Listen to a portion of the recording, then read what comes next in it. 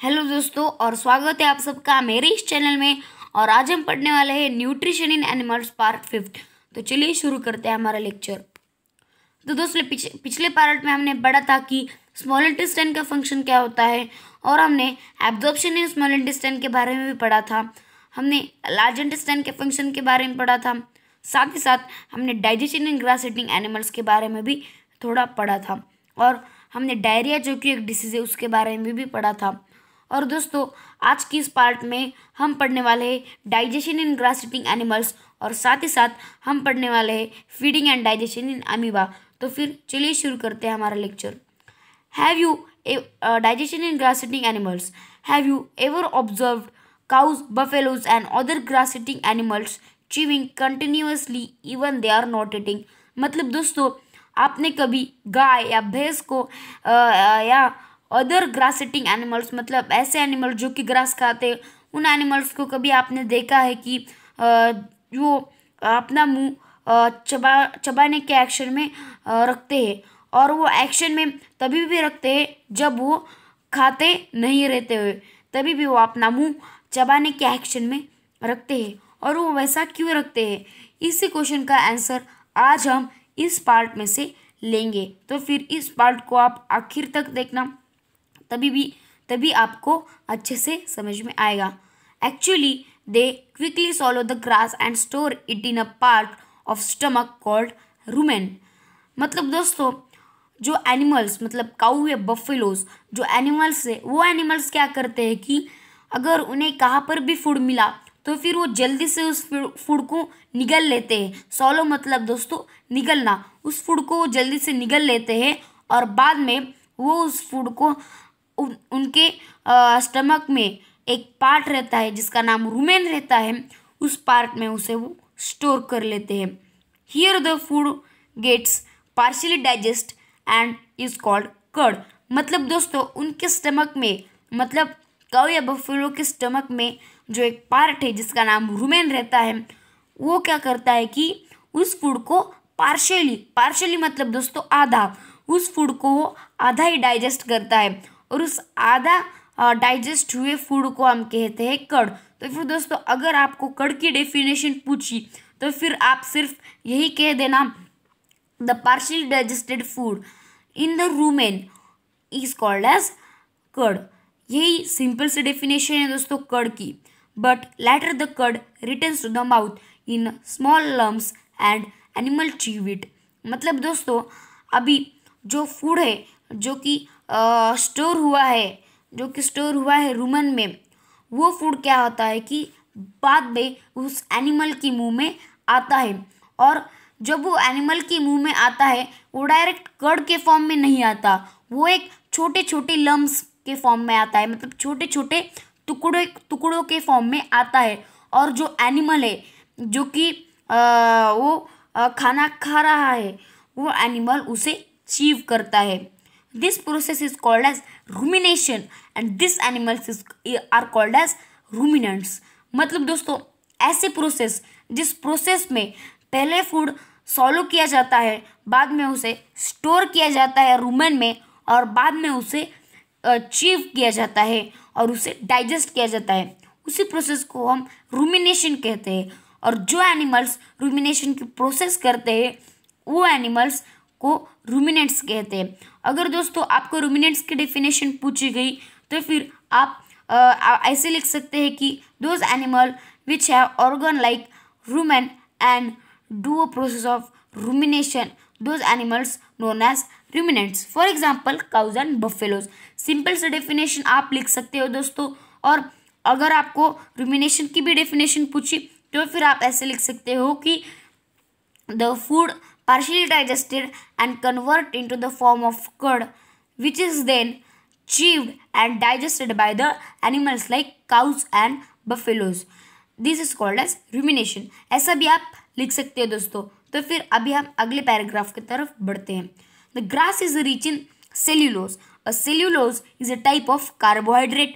मतलब दोस्तों जो ग्रास है वो ग्रास क्या है, सेल्यूलोज से मतलब बहुत ही भरपूर है, मतलब ग्रास में सेल्यूलोज बहुत ज़्यादा अमाउंट में रहता है। दोस्तों सेल्यूलोज एक कार्बोहाइड्रेट, कार्बोहाइड्रेट मतलब हमें पता है कार्बोहाइड्रेट एक कंपोनेंट ऑफ फूड है, और कार्बोहाइड्रेट का ही पार्ट होता है सेल्यूलोज, मतलब एक टाइप रहता है।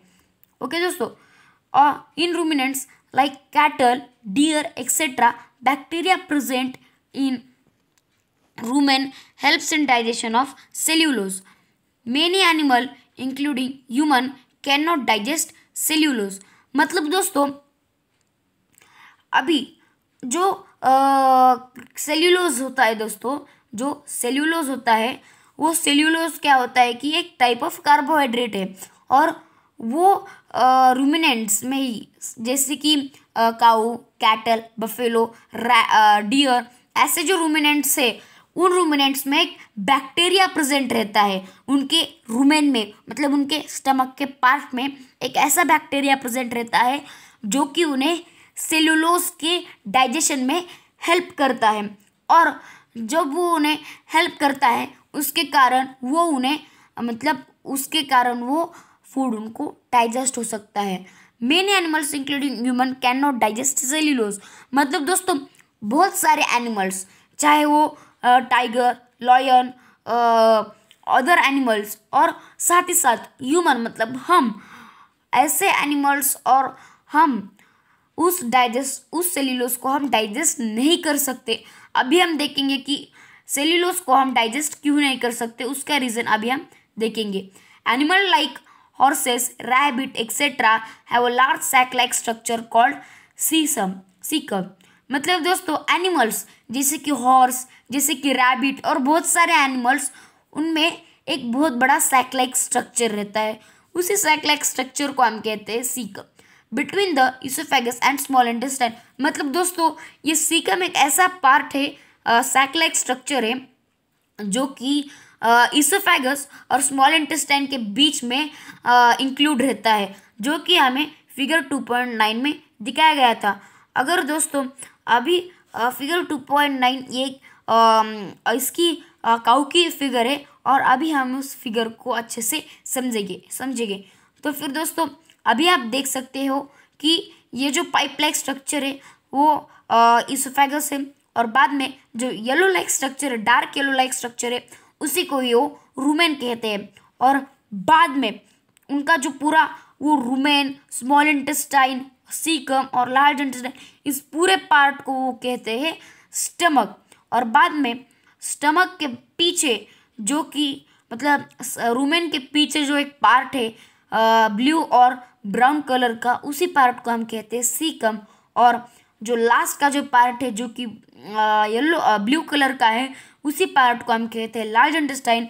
और ऊपर के पार्ट को मतलब जो कि एक रेड पार्ट है उसको हम कहते हैं स्मॉल इंटेस्टाइन। तो फिर दोस्तों आप इस फिगर को ध्यान में रखिए, एग्जाम में आ सकती है, और इस फिगर को अच्छे से ध्यान में रखिए, और जो पार्ट से रूमिनेंट्स में प्रेजेंट वो आप ध्यान में रखिए। अब दोस्तों हम बढ़ेंगे अगले पार्ट की तरफ। The cellulose of food is digested here by action of certain bacteria which are not present in a humus. मतलब दोस्तों जो सेल्यूलोज है जो कि एक कार्बोहाइड्रेट का टाइप है, वो क्या होता है कि यहाँ पे डाइजेस्ट होता है, और बाद में क्या होता है कि सेल्यूलोज जब यहाँ पे डाइजेस्ट होता है, वो डाइजेस्ट होता है कुछ बैक्टीरिया के हेल्प में, और वो बैक्टीरिया सिर्फ रूमिनेंट्स के ही बॉडी में होता है, वो ह्यूमन बींग्स के बॉडी में नहीं होता। इसीलिए ह्यूमन बींग्स वो सेल्यूलोज डाइजेस्ट नहीं कर सकते, और सेल्यूलोज बहुत ही कॉम्प्लेक्स सब्सटेंस है, इसीलिए ह्यूमन बींग्स डाइजेस्ट नहीं कर सकते। अगर दोस्तों आपको एग्जाम में ऐसा पूछा गया कि why does the human being can not digest this cellulose, तो फिर आप आंसर में ऐसे लिख सकते हो, the human doesn't consist of bacteria which consist in a ruminants। ऐसा आप लिख सकते हो दोस्तों।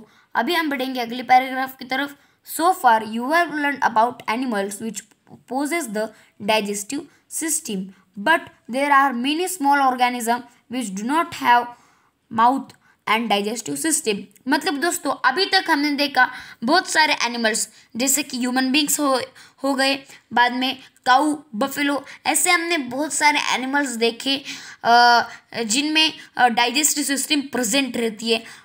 और दोस्तों इस दुनिया में ऐसे भी बहुत सारे स्मॉल ऑर्गेनिजम्स हैं जिनमें माउथ नहीं रहता और जिनमें डाइजेस्टिव सिस्टम नहीं रहती। Then how do they require and digest food. मतलब दोस्तों अभी हम देखते आए कि हर एक एनिमल में डाइजेस्टिव सिस्टम में उनमें बाद में oesophagus, stomach, small intestine, large intestine, mouth, ऐसे बहुत सारे मेन ऑर्गन हैं जिनके कारण जो डाइजेस्टिव सिस्टम है वो कंप्लीट होती है और उनका जो फूड का डाइजेशन है वो भी कंप्लीट होता है। तो फिर ये एनिमल्स जिनमें डाइजेस्टिव सिस्टम नहीं है, जिनमें माउथ नहीं है, वो एनिमल्स कैसे फूड डाइजेस्ट करते हैं वो अभी हम देखेंगे। In this section below you will learn another interesting way of food intake.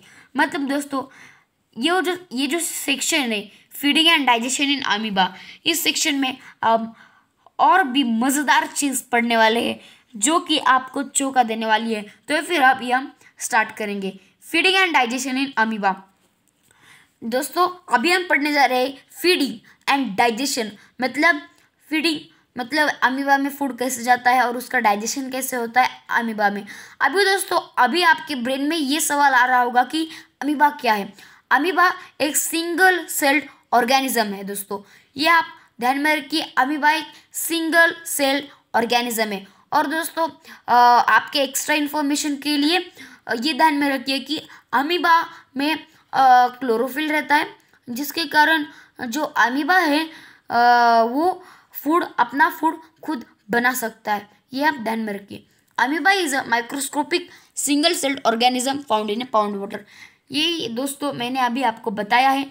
Amoeba has a cell membrane, a rounded dense nucleus and many small bubble vacuoles in its cytoplasm. मतलब दोस्तों amoeba में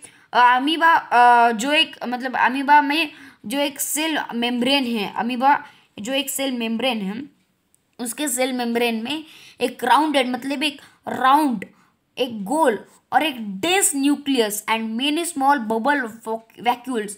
मतलब dense मतलब deep, बड़ा nucleus है और bubble like vacuoles है, मतलब बबल जैसे होते हैं। बबल्स पानी में अगर आपने पानी को हीट किया तो फिर जो बबल्स बाहर निकलते हैं वैसे बबल लाइक वैक्यूल्स अमीबा के सेल मेम्ब्रेन में होते हैं। और उनके जो बबल लाइक वैक्यूल्स है वो उनके साइटोप्लाज्म में प्रेजेंट रहते हैं।